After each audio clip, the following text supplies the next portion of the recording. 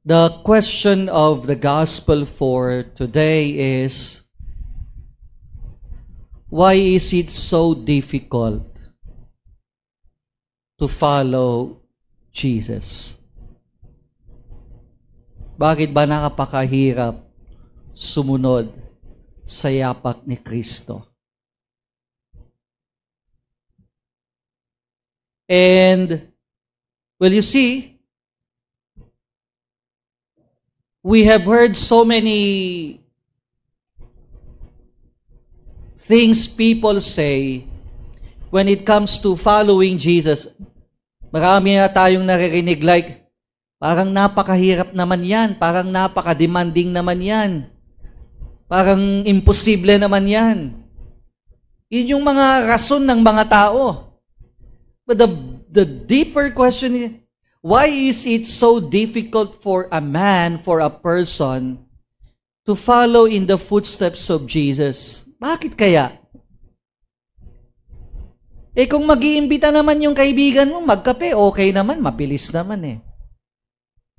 Mag-imbitang kakain sa labas, automatic naman yung sagot mo, hindi mo nga pinag-iisipan, parang approve without thinking na yun eh. Kung yayayain kang gagala, walang problema. Kahit ngayon pa, kahit araw-araw. Pero pag yayayain ka papunta kay Kristo, pag-iisipan mo muna. At kung minsan, napakahirap ibigay yung oo. And you see, ang unang dahilan kung bakit napakahirap is the very first line of the gospel for today. And it's Jesus himself would say, Jesus said to his disciple, if a man wishes to come after me. The word there is wish. It is actually translated into desire. Kagustuhan. Sige nga, tanungin yung sarili ninyo. Is following Jesus one of your desires in life? Parang hindi, no? Lalong-lalo na sa mga tao ngayon, hindi parte ng kanilang gusto ang pagsunod kay Kristo. But it starts with the desire. Kaya nga yung mga gustong papasok ng seminaryo o mga kumbento ng mga madre, ang unang titignan is the desire. Is the desire there? Kasi pwede namang lukso ng dugo lang yan eh. Pwede naman dahil, bilib na bilib ka or whatever, kaya ka nainganyo. O siguro, yung iba, nakikita mo ba? Parang masayang-masaya yung mga nagsuserve sa simbahan na, try ko din. Pero you see, the main requirement, the first requirement is, you should have the desire. Gustong-gusto mo ito. Hindi ka napipilitan o hindi ka nai-impluensyahan ng kahit kanino. Kundi, it's your desire. It comes from your heart. Gusto kong sumunod kay Kristo. It's in my heart. It's my desire. Otherwise, kung nainganyo ka o nagdesisyon ka dahil sa ibang tao o dahil sa ibang mga palamuti o mga reward yan, hindi ka talaga magtatagal sa pagsunod kay Kristo. So, lalong-lalo na, sasabihin niya, must deny very self, take up his cross daily and follow in my footsteps. Alam na natin yan, ang tagal-tagal na nating naririnig yung mga requirements na yan.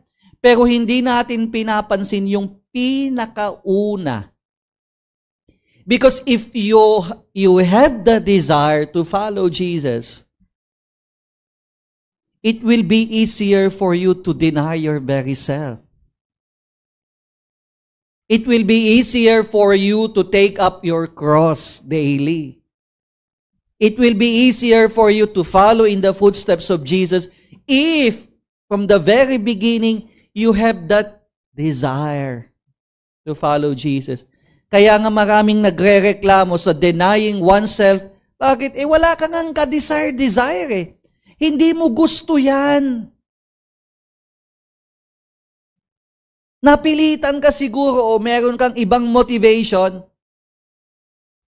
Kaya ka sumusunod kay Kristo. O baka pansarili pa yan. Kaya pag denying oneself na, nagre-reklamo ka na, mahirap. Or taking up one's cross daily, it becomes a burden for you. Carrying the cross becomes a burden for you. Bakit? From the very beginning, you don't have the desire.